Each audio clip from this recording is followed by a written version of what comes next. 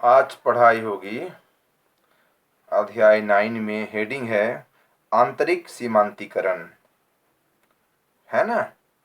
कल पढ़ाई हुआ था सीमांतीकरण का समाजशास्त्रीय अर्थ, है ना। इसी में था कि सीमांतीकरण की दो प्रक्रिया की रूप हमें देखने में मिलती है।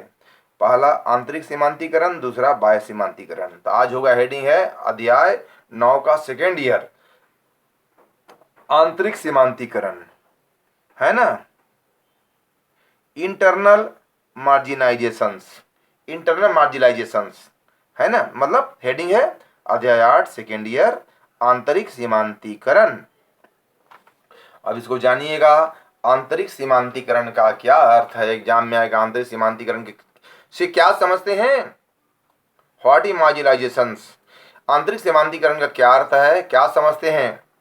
कोई परिभाषा लिखिए। आंसर क्या होगा, एक होगा। आपको ध्यान देना है विशेष तौर पे, है ना। देखिए, आधुनिक दौर में बाहरी समाजों की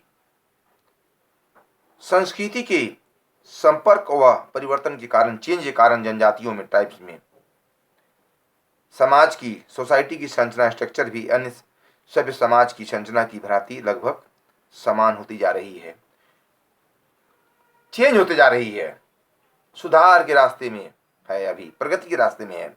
जनजातियों की परंपरागत धार्मिक, सांस्कृतिक, सामाजिक संस्थाएं लगभग छीन हो चुकी थी।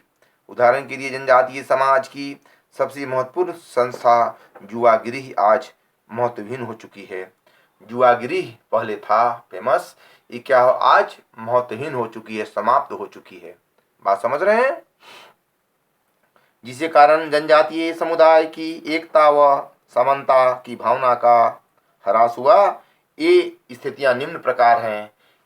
ये इसकी ह्रास हुआ, इसका निम्न स्थिति इस प्रकार है। पहला पॉइंट, बसाइट के प्रतिमान में भिन्नता। बाहरी समूहों के संपर्क में जाने के कारण अनेक जनजातीय समुदायों की बसाहट के प्रतिमान में निरंतर भिन्नता आती जा रही है। जनजातियों में परंपरागत तौर पर झोपड़ियां, पालों व बच्चे कच्चे मकानों की जगह अन्य पक्के मकान होते जा रहे हैं। उदाहरण के लिए राजस्थान के भील, मीना आदि जनजातीय समूह रूपन जाति समूहों की भांति पक्की मकानों में निवास कर रहे हैं। अब जनजातीय लोग क्या कर रहे हैं, पक्के मकान में निवास कर रहे हैं। सरकार ने इनके लिए बहुत तरह की योजनाएं चला रही है।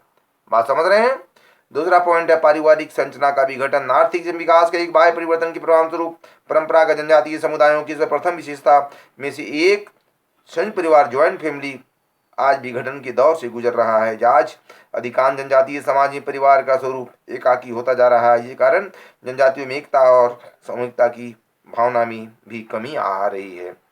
तीसरा पॉइंट, जनजातीय पंचायतों का ह्रास, शिक्षा का प्रचार प्रसार, आर्थिक विकास और बाहरी समूहों की बढ़ते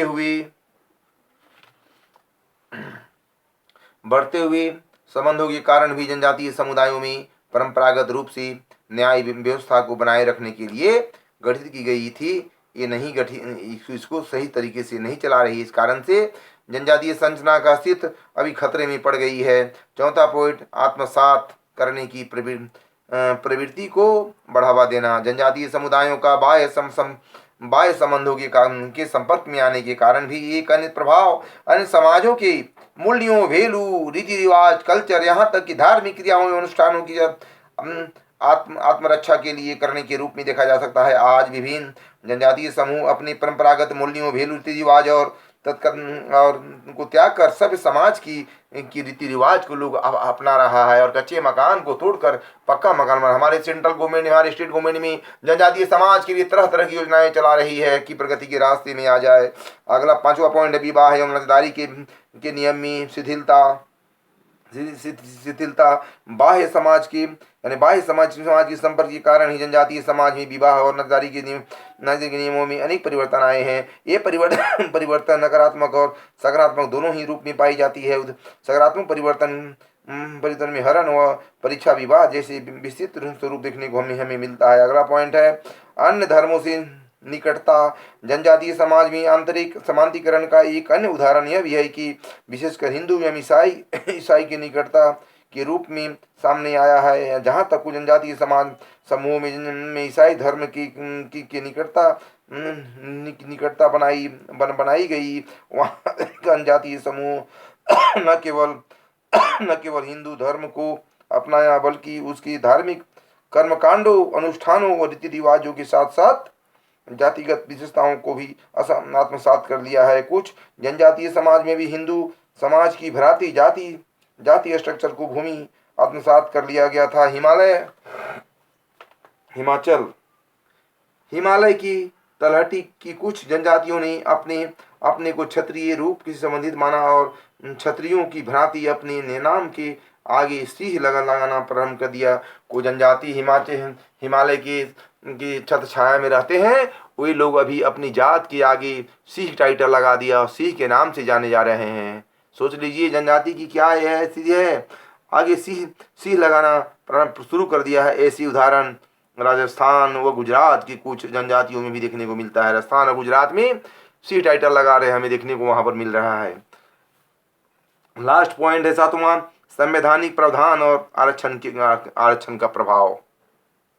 भारतीय संविधान में जनजातीय समाज के उत्थान के लिए अनेक प्रावधान किए गए हैं। इन प्रावधानों को केंद्र एवं राज्य सरकार द्वारा विभिन्न स्तरों पर लागू कर जनजातीय समाज के लिए अनेक जन कल्याण योजनाएं लागू की गई है, जिसका प्रभाव इनके सामाजिक आर्थिक जीवन पर पड़ा है। इस योजनाओं का लाभ जनजातीय समाज के एक विशेष समुदाय को मिल रहा है, क्योंकि अधिकांश जनजातीय समूह आज भी इस प्रकार की लाभों से वंचित है। देखिएगा, इसको पूरा लाभ दिया जा रहा है, लेकिन अभी भी जात के जनजातियों के समाज के लोग अभी भी अपने लाभ से वंचित हैं, बिचौलिए बीच में खा जा रहे हैं। इनके पास ये लाभ की योजनाएं नहीं पहुंच पा रही है। बार बार बोल रहे हैं कि सरकार ने जो लाभ की योजनाएं दे रही है वो समझ के पास पहुंच नहीं पा रही है।